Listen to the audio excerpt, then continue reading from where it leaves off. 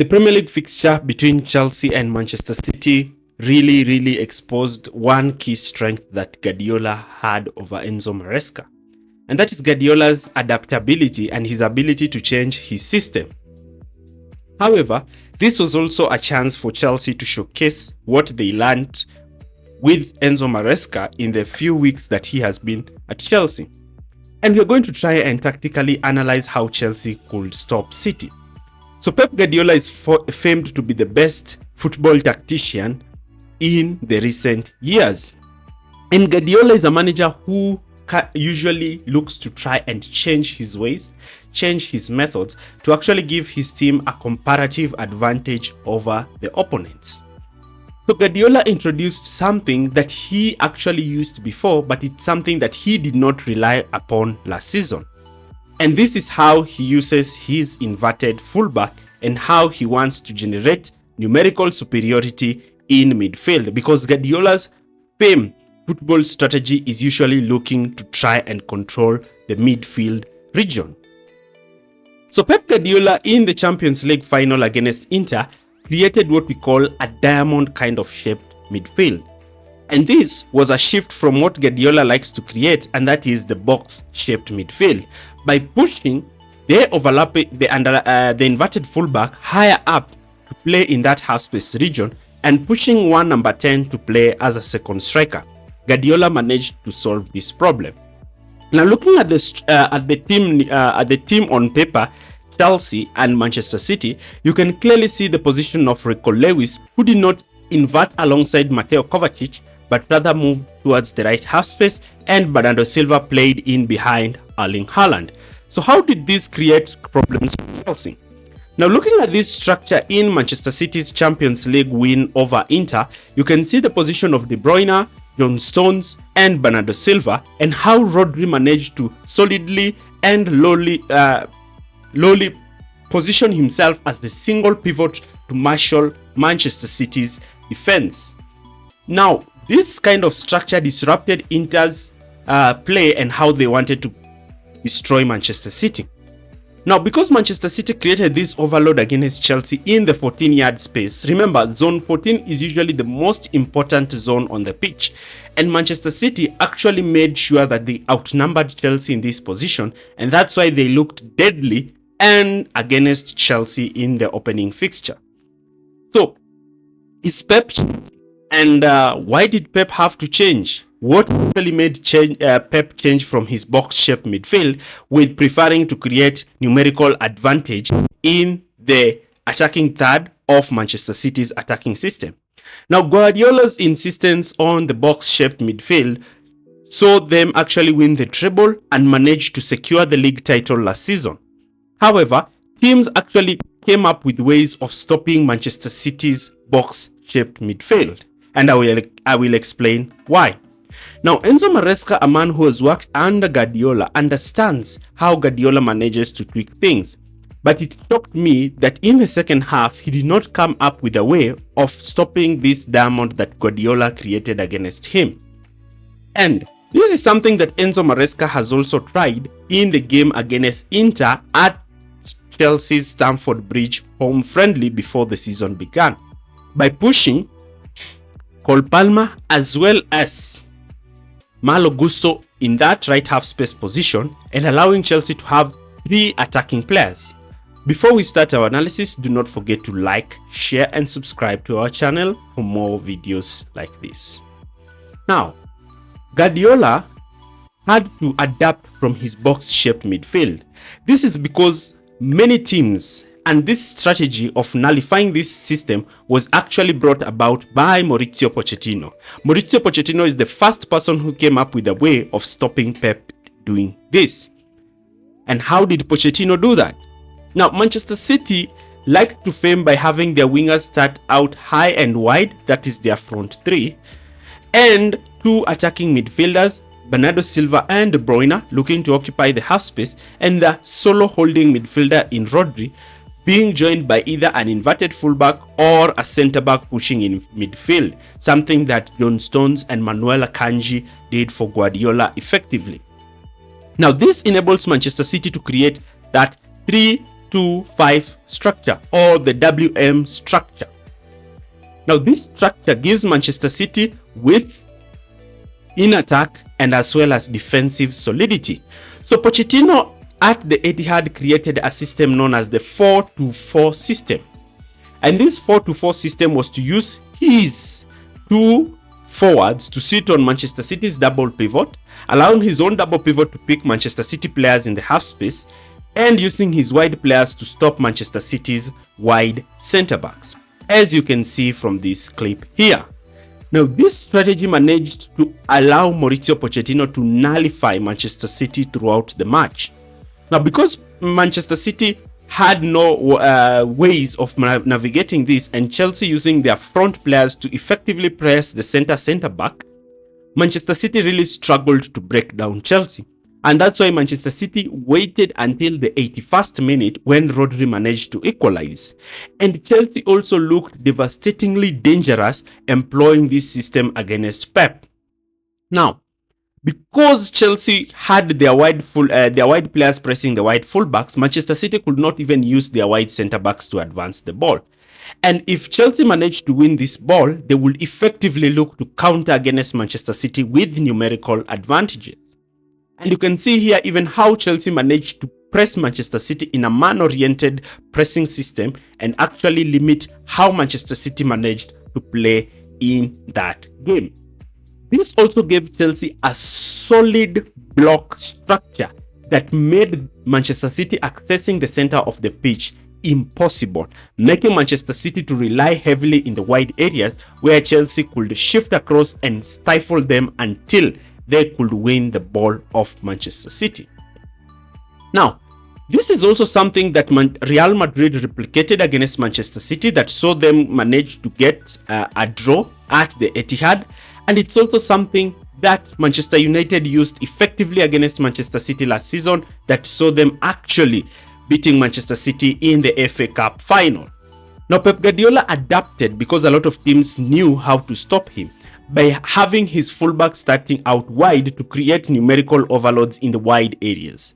Now, this saw the rise of Josko Guardiola last season that actually saw Guardiola make a lot of assists and actually score some really good goals.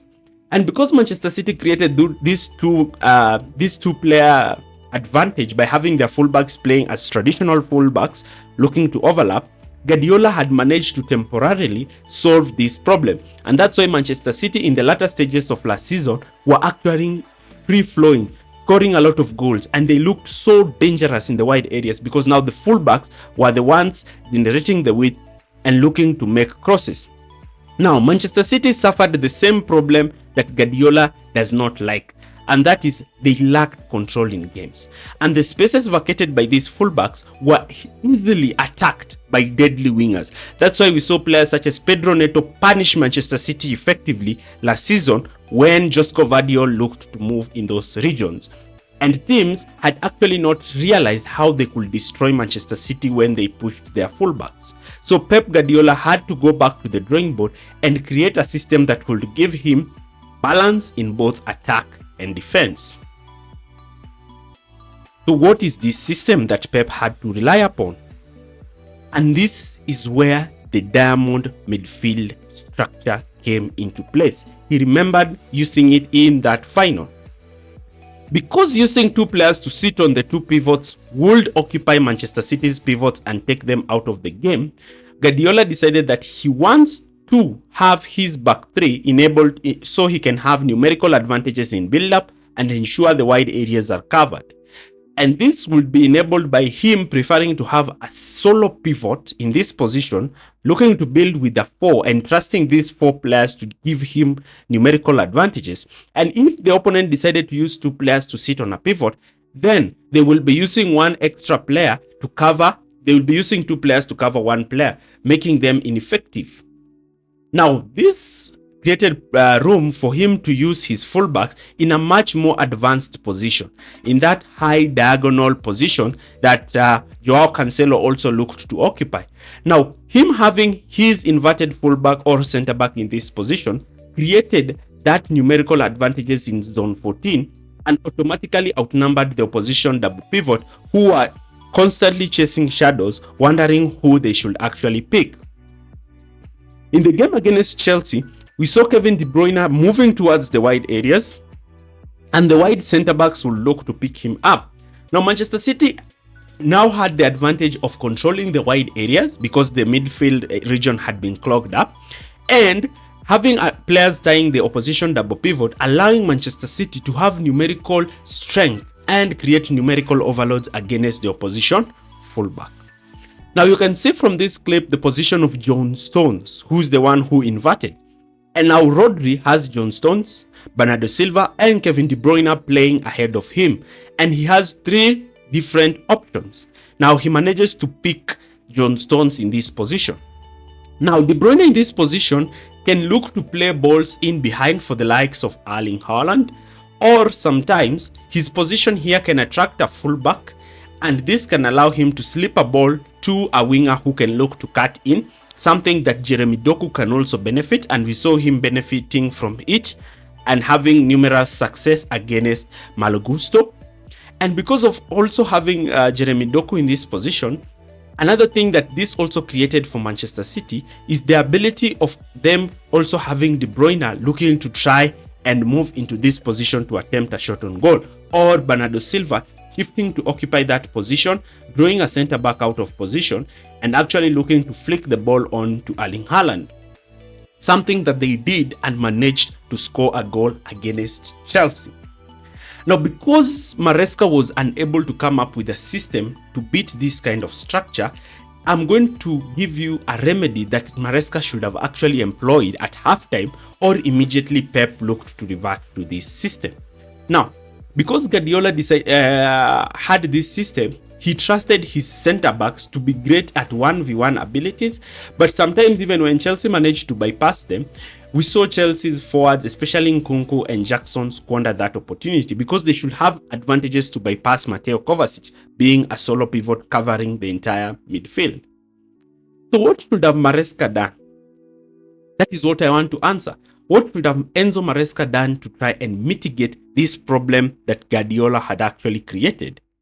That is what I want us to analyze.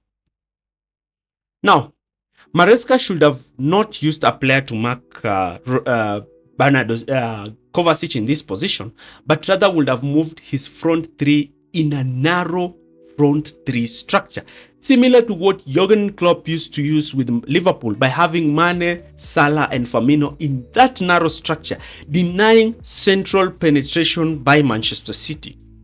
Now, this would allow Chelsea's midfielders to drop into a flat midfield 3 and be man-to-man with Manchester City's midfielder, allowing the backline to remain the same.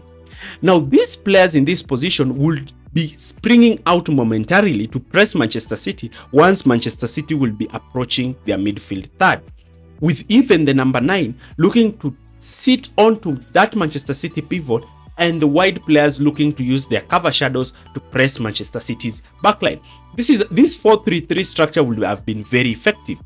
And if Guardiola decided to pull one of his midfielders out, then Chelsea would have had a midfielder who will be man-to-man to him. And if they manage to win the ball, they could immediately look to transition against Manchester City. And this is something that Liverpool did time and time again against Guardiola. Now, if Enzo Maresca had managed to revert his off-possession structure from that 4-4-2 structure to a 4-3-3, a narrow 4-3-3 structure that could give him 6-man overload in midfield, he would have actually managed to nullify Guardiola's tactics, and this would have thrown Guardiola back to the drawing board. But this is something that you cannot talk about in game. So Enzo Maresca is a manager who's tactically aware and should actually come up with ways when he's fighting against a manager like Pep, because Pep is more likely to change and alter his systems. So you should be ready, watching at Guardiola's games and understanding that this is something that Pep can do.